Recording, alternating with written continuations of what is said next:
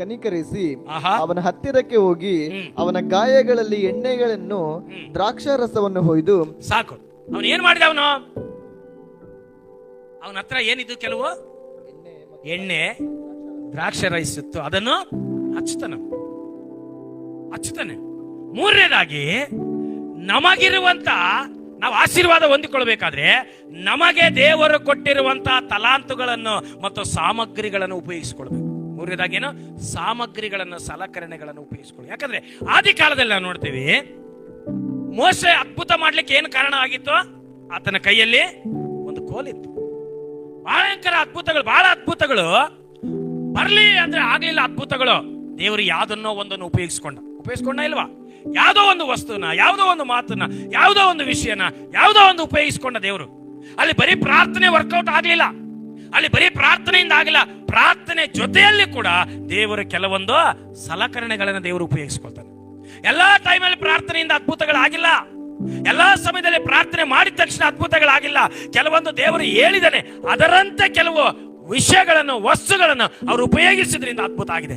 ಇಲ್ಲಿ ಕೂಡ ನಮ್ಮ ಜೀವನದಲ್ಲಿ ಅದ್ಭುತ ಆಗ್ಬೇಕಂದ್ರೆ ದೇವರ ನಮಗೆ ಕೊಟ್ಟಿರುವಂತಹ ತಲಾಂತಗಳಾಗ್ಲಿ, ನಮಗೆ ಕೊಟ್ಟಿರುವಂತಹ ಸಾಮಗ್ರಿಗಳನ್ನಾಗ್ಲಿ ನಾವು ಉಪಯೋಗಿಸ್ಕೊಳ್ಬೇಕು. ಏನ್ ಮಾಡ್ಬೇಕು?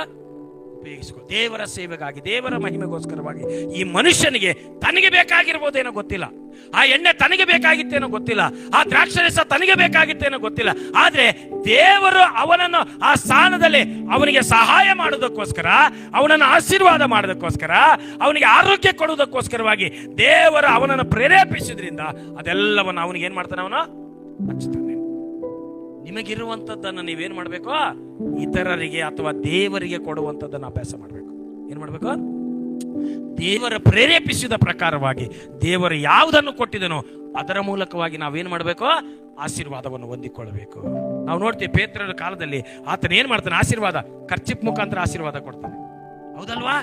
ಕೋಲಿನ ಮುಖಾಂತರ ಆಶೀರ್ವಾದ ಆಗುತ್ತೆ, ಕೋಳಿಯ ಮುಖಾಂತರ ಆಶೀರ್ವಾದ ಆಗುತ್ತೆ, ಮೀನಿನ ಮೂಲಕ ಆಶೀರ್ವಾದ ಆಗುತ್ತೆ. ಬೈಬಲ್ ಸಲಕರಣೆಗಳನ್ನು, ಸಾಮಗ್ರಿಗಳನ್ನು, ವಸ್ತುಗಳನ್ನು ನಾವು ನೋಡ್ತೇವೆ, ಅದರ ಮೂಲಕ ದೇವರು ಆಶೀರ್ವಾದ ಮಾಡಿದ್ರೆ ಇವತ್ತು ನಾವು ಆಶೀರ್ವಾದ ಹೊಂದಿಕೊಳ್ಬೇಕು. ಇನ್ನೊಬ್ಬರಿಗೆ ಆಶೀರ್ವಾದ ಮಾಡ್ಬೇಕಂದ್ರೆ ದೇವರು ಕೊಟ್ಟಂತ ತಲಾಂತುಗಳನ್ನು ಅಥವಾ ದೇವರ ಕೊಟ್ಟಂತ ಟ್ಯಾಲೆಂಟ್ಗಳನ್ನು ಅಥವಾ ದೇವರು ನನಗೆ ಏನು ಕೊಟ್ಟಿದನೋ ಅದ್ರ ಮುಖಾಂತರ ನಾನು ಆಶೀರ್ವಾದ ಹೊಂದಿಕೊಳ್ಳ. ಒಂದ್ಸಾರಿ ನಾನು ಕಳೆದ ಒಂದು 4-5 ಇಯರ್ಸ್ ಬ್ಯಾಕ್ ಒಬ್ಬ ಸೇವಕರು ಬಂದಿದ್ದಾರೆ, ಬರ್ಬೇಕಂತೇಳಿ.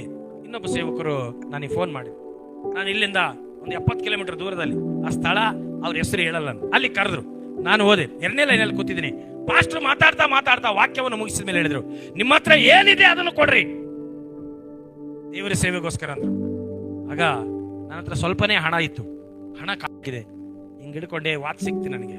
ಆ ವಾಚ್ ತೆಗೆದುಬಿಟ್ಟು ನಾನು ಏನ್ ಮಾಡಿದೆ? ದೇವರ ಸೇವಕರ ಕೈಯಲ್ಲಿ ಹಿಂಗೆ ಎತ್ತೋಗಿ ಅವ್ರ ಕೈಯಲ್ಲಿ ಕೊಟ್ಟೆ. ಅವ್ರು ಪ್ರಾರ್ಥನೆ ಮಾಡ್ತಾ ಹಂಗೆ ಹೋಗ್ತಾ ಅದನ್ನೇ ಇನ್ನೊಬ್ಬ ಸೇವಕರಿಗೆ ಕೊಟ್ಬಿಟ್ರು. ಅವ್ರಿಗೆ ವಾಚ ಇಲ್ಲ.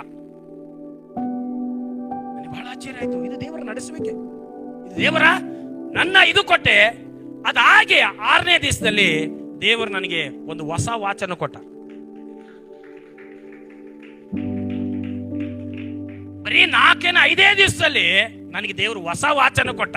ನನಗೆ ಹೊಸ ವಾಚನ್ನು ಕೊಟ್ಟ ನೆಕ್ಸ್ಟ್ ಡೇನೆ ಅವರು ಹೊಸ ಬೈಕ್ ತಗೊಂಡ್ರು.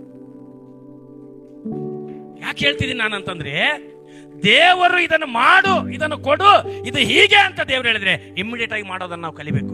ಇವನು ಎಣ್ಣೆಯನ್ನು, ಇವನು ದ್ರಾಕ್ಷಾರಸವನ್ನು ಒಯ್ಯುವಾಗ ಅವನು ಚೇತರಿಸಿಕೊಳ್ತಾನೆ, ಅವನು ಆರೋಗ್ಯ ಹೊಂದಿಕೊಳ್ತಾನೆ, ಅವನು ನಿಂತ್ಕೊಳ್ತಾನೆ, ಕೆಟ್ಟಾಗಿ ನಿಂತ್ಕೊಳ್ತಾನೆ. ಅರೆ ಜೀವದಲ್ಲಿದ್ದಂತವನು ಔಟ್ ಆಫ್ ಡೇಂಜರ್ಗೆ ಬರ್ತಾನೆ. ಹಲ್ಲೆಲೂಯ. ಅದು ದೇವರು ನಿನ್ನ ಬಾಯಲ್ಲಿ, ನಿನ್ನ ಕೈಯಲ್ಲಿ ದೇವರು ಇಟ್ಟಿದ್ದಾನೆ. ನಾನು ಯಾಕೆ ಆಶೀರ್ವಾದ ಹೊಂತಾ ಇಲ್ಲಲ್ಲ? ಕೊಡ್ಲಾ ಬೇಡ, ಸಂಬಳ ಬಂದಿದ್ದ ಶಿವಂಶ ಕೊಡ್ಲಾ ಬೇಡ. ಯಾಕೆ? ಗ್ಯಾಸ್ಗಿರ್ತಿತ್ತು, ತರಕಾರಿಗಿರ್ತಿತ್ತು.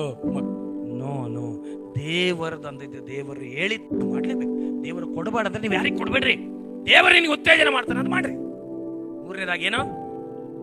ಸಲಕರಣೆಗಳನ್ನು, ಸಾಮಗ್ರಿಗಳನ್ನು ನಾವು ಉಪಯೋಗಿಸ್ಕೊ.